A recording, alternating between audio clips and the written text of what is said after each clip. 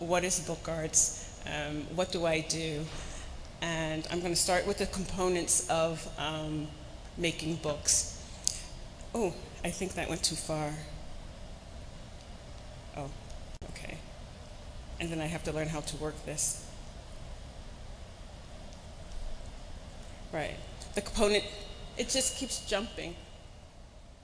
Hey, Right. this is Suzanne's first conference talk. Okay.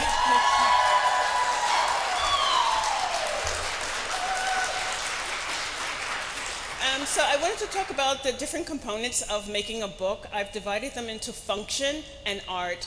The functional part is like a text. What is the text? That's something that you want to communicate, something that you want to bring alive, something that you want people to read and to see.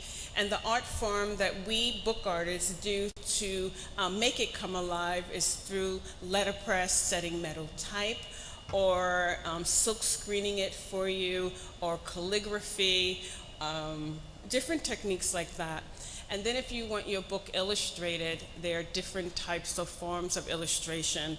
And that can be etching, that can be, again, silk screening, lithography, watercolor, painting. And a book is divided into signatures. Those are the pages that you see. And we bind them differently depending on how we want that book to read. And normally that's done with needle and thread, but it can also be some type of adhesive. I also want to go back to text because with letterpress or any type of text, there is a type. How big do you want the fonts to be? What color do you want the fonts to be? And I'm just talking about specialized books. If you have it mass produced, I don't think that you can make such choices. So the books that I'm talking about here is something that a book artist would do, and those would be unique books, or limited edition books, or editions, I guess around 150 to 300. I'm not going to spend a lot of time on this because I know I only have 20 minutes and there's a lot of things that book artists do. So I want to take you through some other parts of it too. The cover. The main purpose for a cover for a book artist is to protect all of that work that you've done inside. And the art form for it can be like make it leather with gold tooling, or you can make it even more decorative. But the main purpose of it is to protect all the work that you've done. Normally it takes about, to make a really high-end book, 4 to 5 people. You have like the poet or the writer, and that person creates the text. The text brings it to the bindery, and then we have someone, we decide on what it's going to look like. So what is it going to look like? So we decide on what type of type you want to use, how big the fonts are going to be, and the colors. And another person would probably take care of that by setting the type and then printing it. Then we would have an illustrator. That's a different person also. That person would bring to life some of the text that you want to highlight, or they would discuss it with you and say, well, I see this. What do you think about it? Or I see that. What do you think about it? And you say, okay, yes or no. So I just want to talk about that. So altogether, it's about 4 people. I just want to say I do all parts of my books. I do the letterpress. I set the type. I do the silk screenings from scratch. That means I go into a dark room and I put a special ink on the silk screen, and then I expose the image that I want to create in a special machine, and I let that, I wash it out and then I let it dry. I also do the carvings, so I do the illustration on a linoleum block, and then I carve it, and I test it, and then I also bind all of my books. Also, all of my books have poetry. The only exception I make is for Shakespeare. And this is one of my embroidered bindings. I come from a family of people who used to embroider wedding dresses and elaborate gowns in New York City, and these techniques were passed down to me. And that's one of the reasons why I'm doing textiles right now. This is another embroidered binding. It'll go. I'm sorry. Okay, I just have one. But we're going to have some of them outside after I talk, so you can get to see them and touch them and see the different sizes. Oh, another thing about it, you have to decide on what size you want the book to be. Do you want it to be a small handheld size, or do you want it to be a large size? One of the things that happened while I was here, I got to see your printing, your bindery, and they had the best type, but what most people don't know is that you have to be really strong to lift it. It weighs about 50 pounds, so even though I'm older, I still can lift 50 pounds. Because, you have to, the labor involved in making a book is very strenuous. So it looks beautiful, but it takes a lot of work. Okay. I would like to, 365, I would like to talk about my process through 3 different works that I've completed over the last 6 years. They will be 365 and Sun Mirrors. 365 is a project that I began in 2015 when I decided to stop working for other people and become an independent artist. My whole life, I worked for other organizations, institutions, and artists. And in 2015, I decided that I wanted to see what would happen if I would make my own books, my own poetry, and see where it would go. So I made a book a day for 365 days, just to see, what skills I still had. And I set some guidelines and some rules for myself. The first rule was they had to be hand sewn. The second rule was the dimensions had to be 8 3/4 by 5 3/4. The next thing, they had to be at least 16 pages, and on good days they were 20 pages. What else did they have? And I had to use, a variety of artistic techniques, some techniques that I didn't get to use for other people, such as watercolor, acrylic paints, and then I had to push the limits of my printmaking skills by carving any type of linoleum block that I could find and try different techniques with the papers that I made. The other thing I had to have was my poetry, and over the years I had been writing poetry, and so each month I would select 3 poems, and I would use these 3 poems throughout the month. And it was an experiment to see if I can achieve different moods and tones and expressions in various ways with my poems. Sometimes a word can have like a double meaning. So what would that look like visually if I extended it that way, or if I extended it the other way? While I was working on 365, because I live in Baltimore, I began traveling to the Smithsonian libraries to do research. I wanted to, visit libraries and see what they had in their archives and what was on their shelf. And one of the libraries that I felt the most affinity to was the National Museum of African Art. I would go to the museums also to get inspiration because I wasn't working for any artist anymore. So what type of art form am I going to pursue for the rest of my life now that someone's not telling me, you have to make this portrait today or bind 300 pages by next week? What would that look like? What would my books look like in the future? So I was not only impressed with their exhibitions of material art and the textiles and the wood carvings and the sculptures, but in their library, it was just, they had like extensive books on painted bodies and tattoos and skin art. And I would go there often, and I would, I couldn't take books out, but I could sit there and I could draw. So one day, one of the chief librarians came to me and she asked me what I was doing, and I told her that I was working on 365 books for 365 days. And she goes, okay.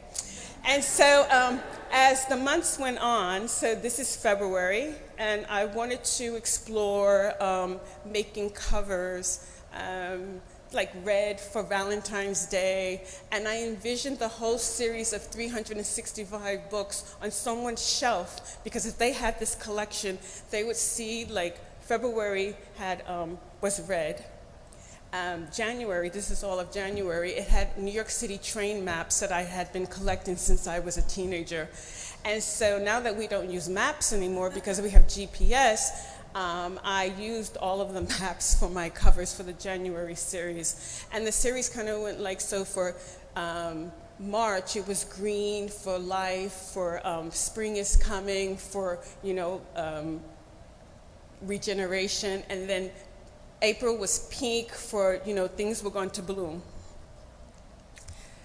And this is a random sample of the insides of each book. I also made paper, and I did a lot of recycling of paper and dyeing it, because I also, if you make 365 books in a year, that's over 6,000 drawings and sheets of paper that you're going to need, plus this, you know, 700 covers that you're going to need, because one of the things was I had to have it hardbound, and when you bind a book with hard binder's board, you have to have a front, a back, and a spine.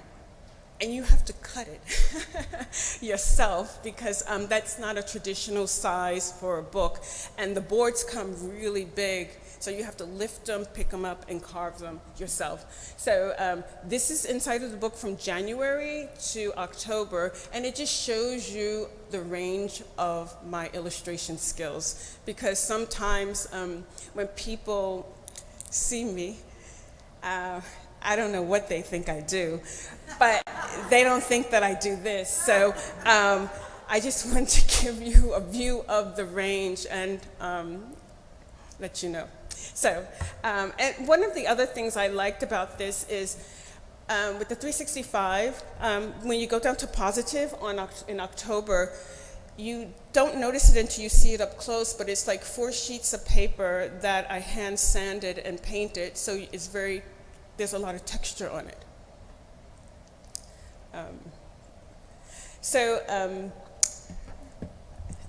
After the series was done in 2016, I went back to the museum to visit. They had a great exhibit up at the time, and I dropped by the library to speak with the chief librarian, and she asked me, "Did you finish the 365?" And I said, "Yeah, I did."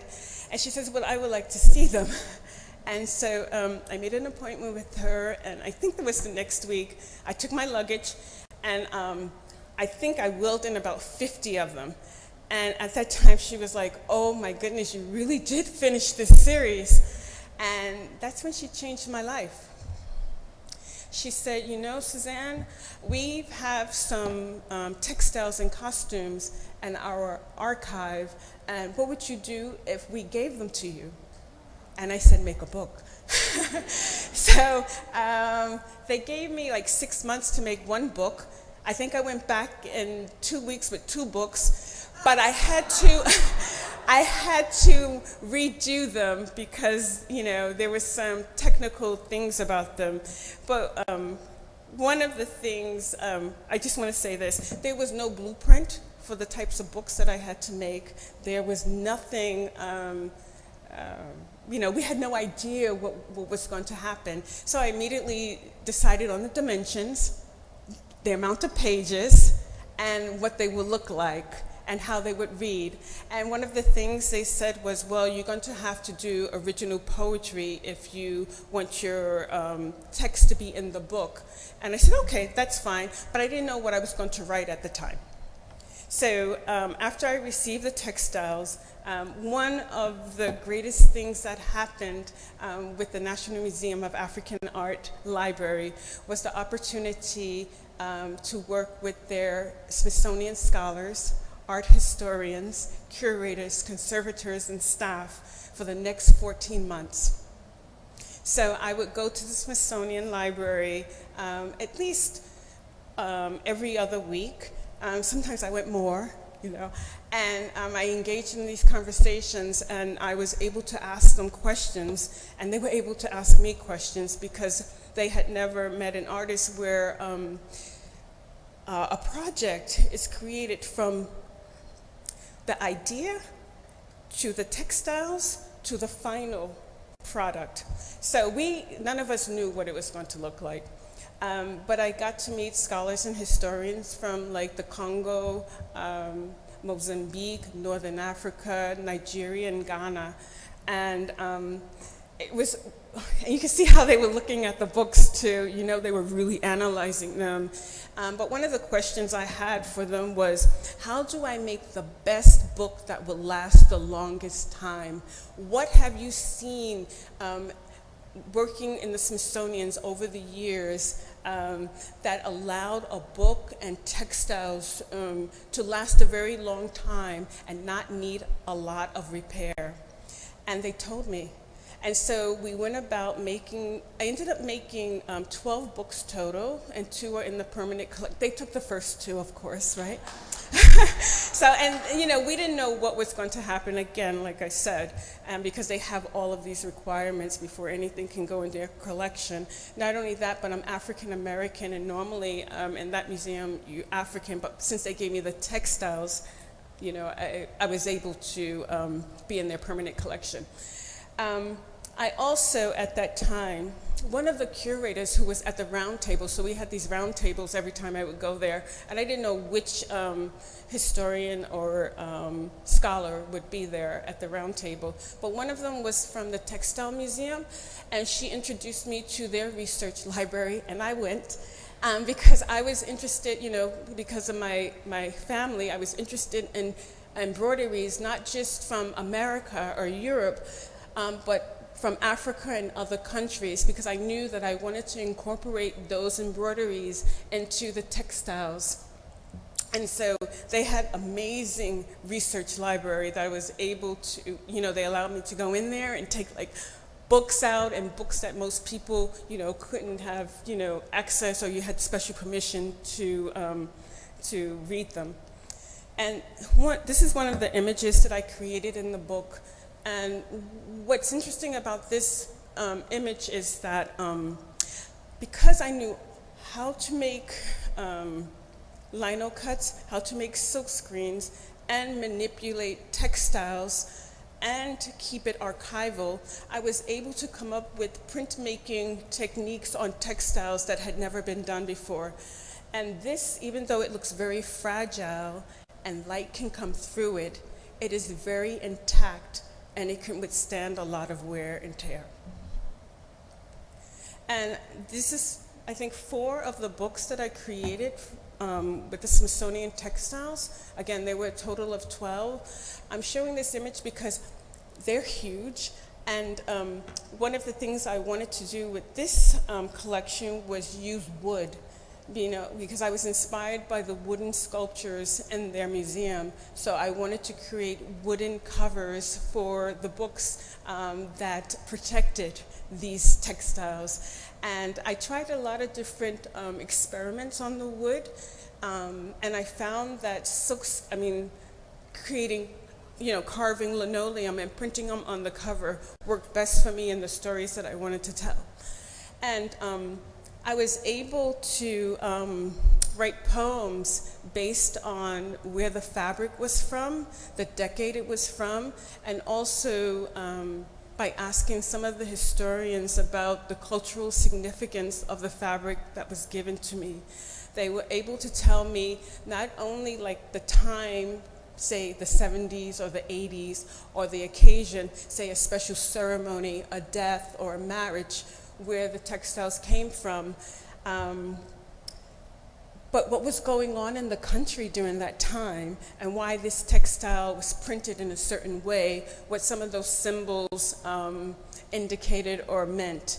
And I tell you, you know, it kind of changed my life, and yeah.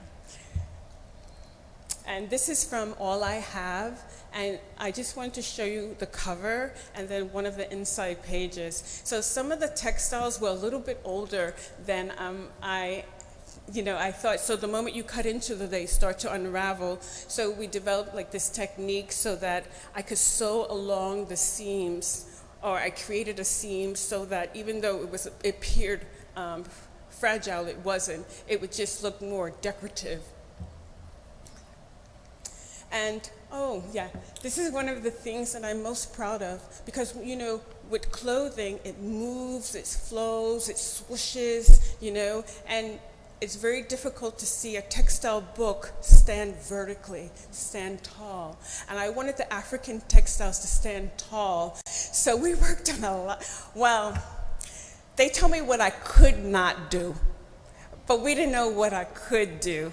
So I kind of got my mom, and she took me to the garment district, and they always take me to the garment district to look at techniques by the older workers and how they used to make couture clothing and sewing them from the inside out. And those are the techniques that I use to make textiles stand tall. So while I was working on the Smithsonian books, say they gave me a textile from the 1970s, I would go to the thrift store and get an American fabric from the 1970s that was like the equal weight. What I mean by weight is that you can't combine like a thick velvet with a soft chiffon and a book, because it will tear over time or when people turn the pages. So they made me think about not just the beauty and the craftsmanship of a book, but the durability. And they always said it had to last 13 generations. So I would look for American textiles that matched the African textiles because I wanted to marry the African with the American in my books so that they can tell some type of story. While I was going to the thrift store, I would see these racks of wedding dresses in Baltimore. And so I'm from New York City, and I had never seen such beautiful gowns in thrift stores in my life. So, that's a lot of chiffon and satin and silks and, beading. So I said one day I'm going to do something with these dresses, but at the time, I didn't know what I was going to do. But I was always in there, looking at them and seeing what I can do. Oh, sorry.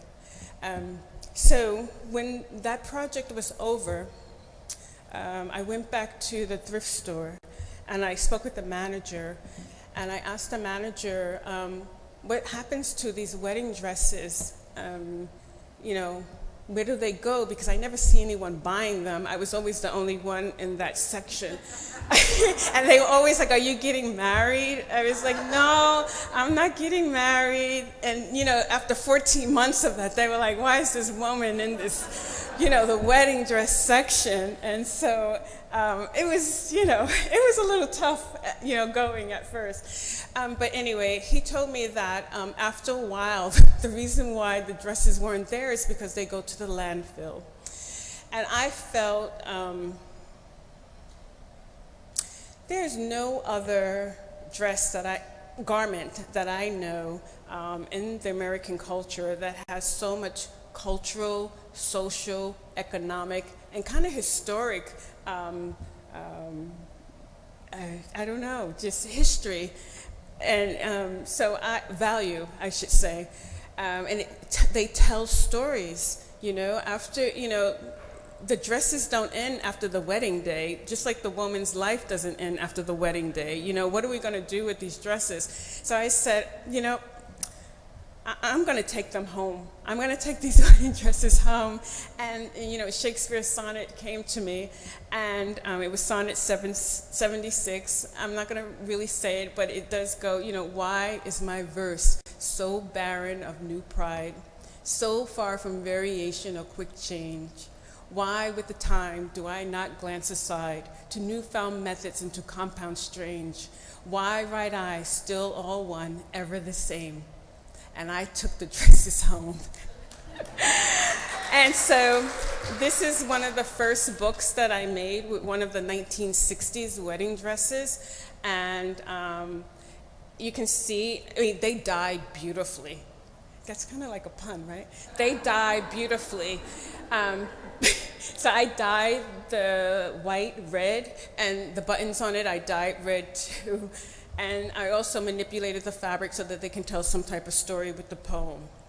And so this is the birth of love sonnets from Shakespeare to Baltimore, because I found all of these wedding dresses in the Baltimore thrift store. And this is the book that Brandy mentioned. This is the cover of the book that she mentioned earlier, Gracious Light. And in that book, there are over 6,000 beads. And you can see me beating it on the right-hand side. And I'm so thankful my husband took that photo, because one thing that we don't do as book artists is document the actual process of it. We document afterwards and the final product, but we don't normally, well, we're in the bindery alone most of the time. We don't have anyone, well, I don't have anyone working for me. I have to do everything myself. So, you know, you're not gonna pick up a camera, you know, when you're carrying 50 pounds, you know, so it's just not going to happen. So I was happy that I was able to get that documented. And this is another book, and I'm going to take you through the pages of this book. I'm going to talk first, and then I'm going to let you look at it again, just in case you missed something. But this used to be, this is the beauty of a wedding dress, you know? Like, you cut it up, and you can make beautiful things with it. And so, so it's embroidered, and then I embroidered on top of the embroidery. And then the white pages I painted yellow and printed on them. And, you know, I colored them. And there's, you know, the black woman again. And then I continued more embroidery, and I printed on the white pages nature, so some flowers. So I'm going to play it again. And I also embroider my name on most of the books. So we'll play it again. So you can just take a look, and I won't talk.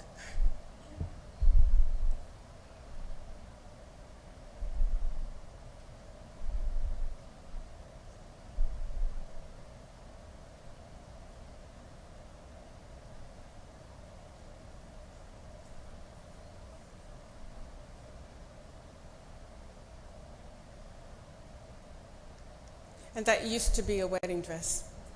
And so I've always loved poetry, and I fell in love with Shakespeare in my high school, in high school.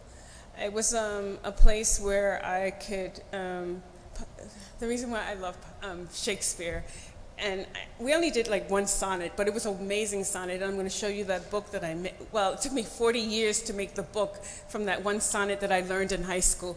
But that sonnet guided me through the very dramatic and tumultuous terrain of my neighborhood, because I grew up in Queensbridge. And when you look at Queensbridge in Wikipedia, all you're going to read are very negative and bad things about the largest project in the United States history. And all of it is true. It is not a place where, at the time when I was growing up, that I would want to repeat. But one of the things that Queensbridge had that no other project in the United States had was a library. This library, when I was younger, was in an apartment, a small apartment, but it was filled with shelves of books, because we didn't have access to books like other neighborhoods had. We didn't have access to libraries like other neighborhoods had. This is all we had. So seeing, getting to read Shakespeare was something special to me, because other schools had it and I didn't. So I say this, it's kind of emotional. It's also my birthdays, and a lot going on here. So I'll just move on to it. That's Queensbridge on my back, and it's in my book that I made for the Smithsonian. That's their textiles, but some of my childhood memories came back too, because it was such a special opportunity to be honored with textiles from their archive. This is one of the sonnets. I just want to say something, right? So since 2018, I've made over 22 books inspired by Shakespeare's sonnets. They range in size, and in 2022, I decided to create an image a day for each of the sonnets for 154 days. And so when I finished creating those sonnets, I realized that visually, it wasn't compelling. There was something wrong when I went from 1 to 154. So I went back and revisited all the sonnets again, and I started creating imagery from 154 to 1. And that story was more compelling. And it seemed like 154, and I'm going to show you the images, and I have samples out there for you too so you can see it. But it just seemed like 154 and 153 were prologues for the rest of the sonnets. Ooh, sorry. Is that one? Oh, okay. So this is sonnet 142, and it's part of, no, I have to go back. Right. So one of the things that I did was create movements. I created 11 movements with 14 sonnets each, and this became like a visual poetry, if you will, a visual sonnet. And each movement there were 14 sonnets, and they read differently. My goal with this was to someday have it published with like 1 or 2 movements, because I found that when I teach sonnets, books inspired by the sonnets in the city, it's easier to give them 1 or 2 poems, but if you give them a lot of poems, it just becomes a little bit overwhelming. So if you have a smaller book with images, it just will go much better. And this is the volta, so it's like each sonnet. It's so hard to explain it. It's easier to just show you. So each sonnet has an image, and then there are 14 images, and then they read like a sonnet. So number 13 and 14 are voltas. And what I decided to do was this triangular pattern that when you cut it up and put it together, it creates another pattern to show the puzzle-like complexity of the sonnets at times, and what are we really reading? And how are we really reading it? And who's telling us how to read it? And I wanted to create these images with the sonnets is to capture the tensions between like the abstract and the concrete with them. Because I found like some of them were about love, some of them were about time, and some of them were about beauty. So how can I create this visual representation of these different aspects in the sonnet? And it's still an ongoing project, but I'm beginning to, when you create something, when you have to create an image for text, you really have to read that text carefully. You can't just say, oh, well, the text before that read that, so I'm going to make this image for this. No, you have to read each word, understand each word. Otherwise, your imagery is not going to come out correctly. So repetition. I wanted to devise like different techniques for repetition, shape, form, and this is the image for 154 on your left and 153 on your right-hand side. I wanted to create some images that were not just representational, but they required physical labor and counting and different techniques that we had never seen before for Shakespeare sonnets, because those also represent lives and experiences too. I just want to say with the 154, it's very, it has a special meaning for me personally as an artist and someone who has fallen in love with poetry, because I hope that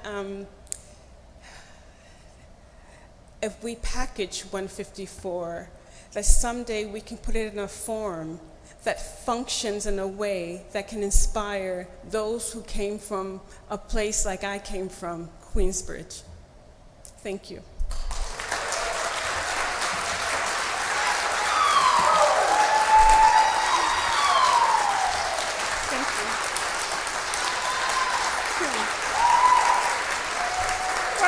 Thank you. Thank you. Thank you. Thank you very much. I'm really surprised. Thank you. Really. Thank God I stopped working for other people, right? Otherwise, you would never know about me. They have a way of erasing. They have a way of erasing. Do I have time for questions? Or did we want to do something? I do have a project for you if you don't have questions, but if you have questions, okay, we take questions. Go ahead. Yeah. No, I just was happy. Oh, okay. The books. Does anybody have any questions? Real quick? All right, real quick. We got 2 quick questions. And then I want to show you the book that I made. I wanted to say thank you for this, and I feel like you gave the most elegant answer to Brandy's question. That was possible. How to History is incredible. Thank you. And it's about, it's creation, it's feeling, I feel like we witnessed a new poetics, like you literally created a new poetics that I suppose, I feel like we need to deserve. Like, in other words, you deserve, a revolutionary poetics deserves a revolutionary kind of reader. So I guess my question is, what do you want from your reader? And I know you would never be, I do. Yeah, but I would love to hear that. Like, what do you want from your reader? What do you want from this room? Right. How can we, continue to amplify something that is, beautiful and creative and inspiring? Can we do it now? For 3 Yeah. minutes, I'm going to pass around 2 poems, and I would love for you to look at them, read them out loud, one person, and tell me what imagery you get from it. What do you get from it? 3 minutes.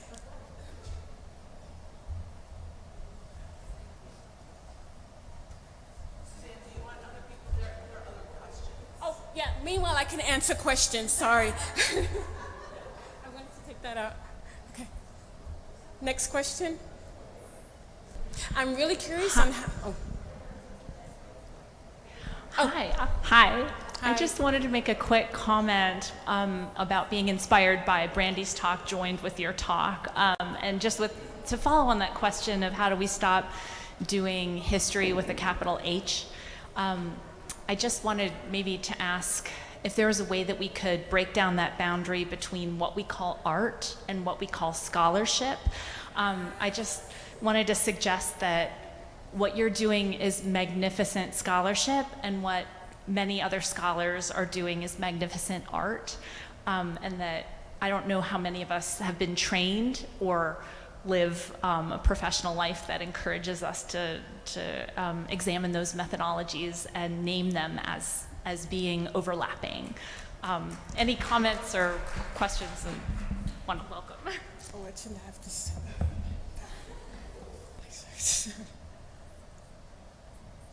Thank you. Hi. Hi. Thank you so much. When I was seeing your slide about the 365 and you had something about having them numbered by the end of the day, I was wondering if you wrote all of the texts in that same day or if you were using previous writing. Previous writings. Okay. Right. And was it random or was it no. Okay, so it was all thought out and then you organized it and numbered them each by the end of the day. What was do you have a reason for that? Or was it just... midnight. No, just guidelines. I just like having guidelines and rules for creating something and establishing, habits and patterns. So thank you. Once you had them set up, was it sort of like a rule in your head that you were not going to go back and alter them afterwards? Yes. Nice. I could not alter them. That's wonderful. Yeah. Thank you so much. You're welcome.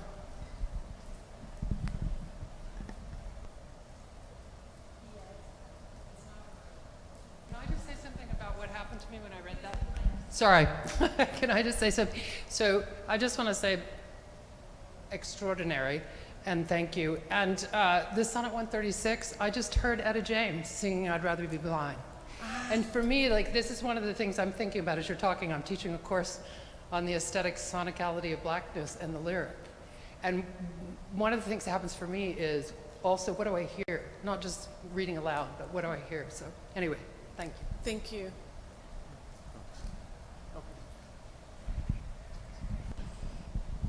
back there. Unfortunately, I think. Okay, I'm sorry. No. Okay, can we do the poem? But yes, we can do the poem. Can someone read, I think 136? Who has 136? Okay. Yes. Oh, I think we have to get the mic. Yes, 136. Okay. I'll just read the whole thing. If thy soul check thee that I come so near, swear to thy blind soul that I was thy will. And will, thy soul knows, is admitted there, thus far for love, my love sweet, sweet fulfill. Will fulfill the treasure of thy love. I fill it full with wills, and my will one. In things of great receipt with ease we prove, among a number one is reckoned none. Then in thy number let me pass untold, though in thy store's account I one must be. For nothing hold me, so it please thee hold, that nothing me as something sweet to thee, make but my name thy love, and love that still. And then thou lovest me, for my name is Will.